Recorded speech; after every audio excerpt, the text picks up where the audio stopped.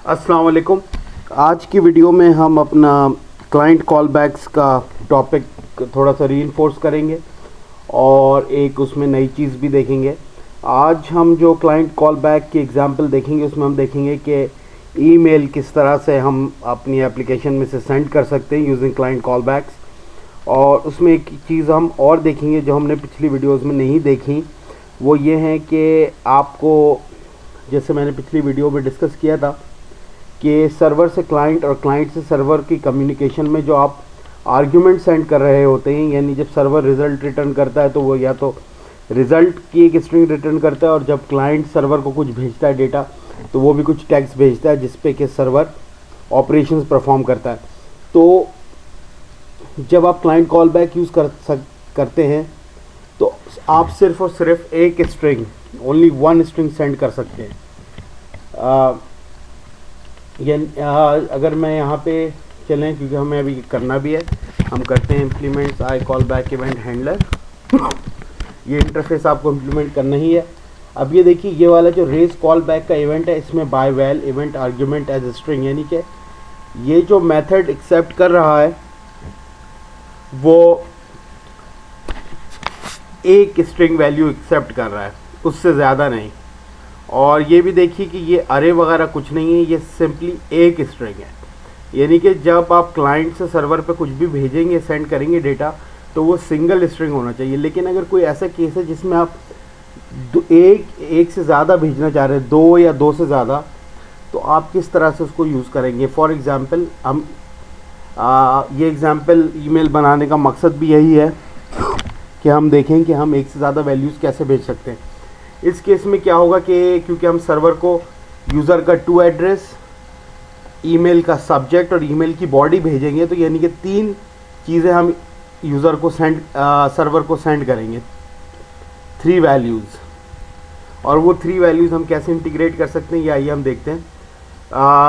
ये याद रखिए कि इसकी हम सिग्नेचर चेंज नहीं कर सकते, तो ये जो इसको हम अरे वरे कुछ नहीं बना सकते, ये इसी तरीके से रहेगा।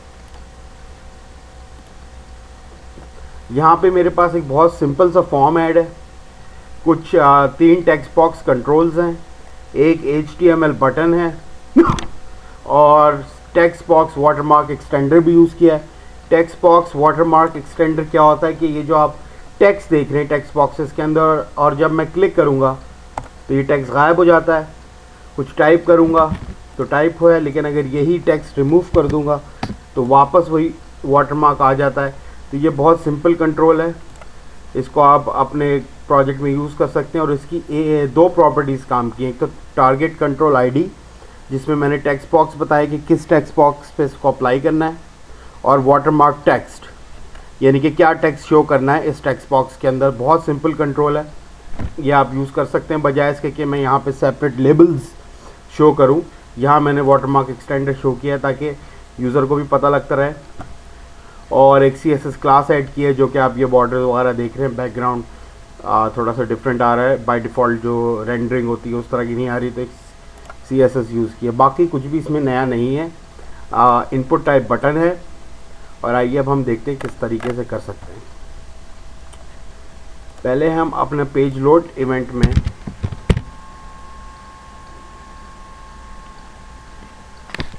My client script manager page dot client script और माई CB, इसको माई CB को भी मैं डिफ़ाइन करता हूँ ऊपर। यहाँ पे मैं पहले इसकी इसको असाइनमेंट कर देता हूँ मी। यहाँ वो वैल्यू जो क्लाइंट से सर्वर पे सेंड होगी, इसको हम चेंज कर देते हैं, क्लाइंट टू सर्वर कर देते हैं।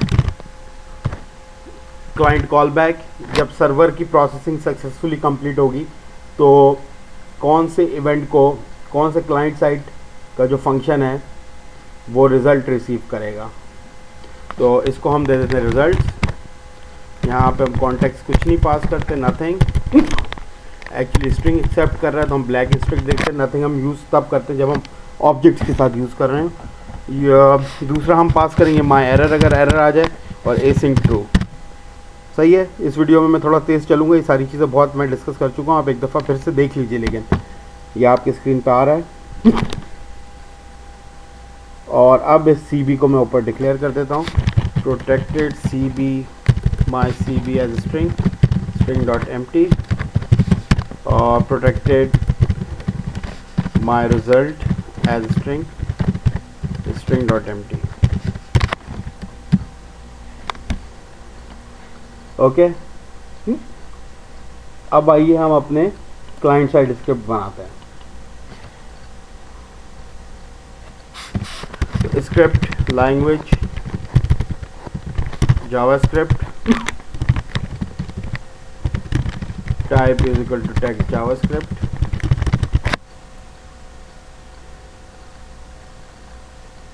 ओके। और ये करने के बाद हम अपने फंक्शंस लिखते हैं, या आप स्क्रिप्ट के बाद हम फंक्शंस लिखेंगे। पहले तो हम रिजल्ट्स की लिखेंगे, आर्ग्यूमेंट कॉन्टेक्स्ट, और इसको क्लोज करके ओपन करके क्लोज कर देंगे। फंक्शन माई एरर, अभी इनको हम लिखते हैं, अभी खाली मैं इनकी बॉडीज़ दे रहा हूँ। और सेंड मेल का एक फंक्शन बनेगा जो कि बटन क्लिक में कॉल होगा, सही है। यहाँ पे हमने एक रिजल्ट्स का स्पैन भी दिया हुआ है, पूरा मैंने कंप्लीट किया हुआ है आईडी, और दैट्स इट। रिजल्ट्स में जब रिट्रीव होगा तो results span dot inner HTML is equal to argument, जैसे कि मैंने डिस्कस किया था। ये जो आप देख रहे हैं आर्ग्यूमेंट, यहाँ पे एरर मैसेज या इस केस में रिजल्ट रिट्रीव होगा सर्वर से, तो हम जो भी सर्वर से रिसीव होगा वो यहाँ पे शो कर देंगे। अच्छा, तो सेंड मेल का जो फंक्शन है उसमें आपको रेफरेंस अपने कॉल बैक तो रेंडर करना ही होगा, माई सी बी। और अब यहाँ पे हम काम देखते हैं कि किस तरीके से, क्योंकि अभी हमें 3 वैल्यूज़ भेजनी है। अगर आप फॉर्म में देखें तो टू, सब्जेक्ट और मैसेज, ये 3 हम कैसे भेज सकते हैं, हमारे पास कई तरीके हैं।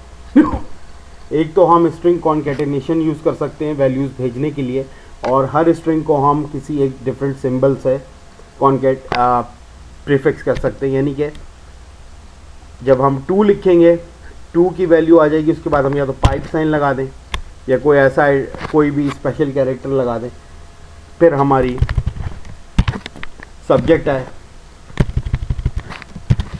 फिर हमारी बॉडी है। फिर हम क्या कर सकते हैं कि सर्वर साइड कोड में इस स्ट्रिंग को पार्स कर सकते हैं और वैल्यूज़ एक्सट्रैक्ट कर सकते हैं। ये करने का एक स्ट्रिंग क्लास का एक मेथड होता है स्ट्रिंग डॉट स्प्लिट, ये वो हम यूज़ कर सकते हैं। इस केस में हम XML यूज़ करेंगे, XML फाइल एक बनाएंगे और उसको सेंड करेंगे। XML स्ट्रिंग आप सॉरी कह लें, XML फाइल तो नहीं। और हम JSON भी यूज़ कर सकते हैं। मैं इसमें JSON नहीं यूज़ कर रहा, लेकिन मैं इसमें XML यूज़ करूँगा। तो आइए देखते हैं। पहले हम क्या करते हैं कि अपने अलग अलग एलिमेंट्स एक्सट्रैक्ट कर लेते हैं, यानी कि var2 address document dot gate element by ID text box 1 dot value,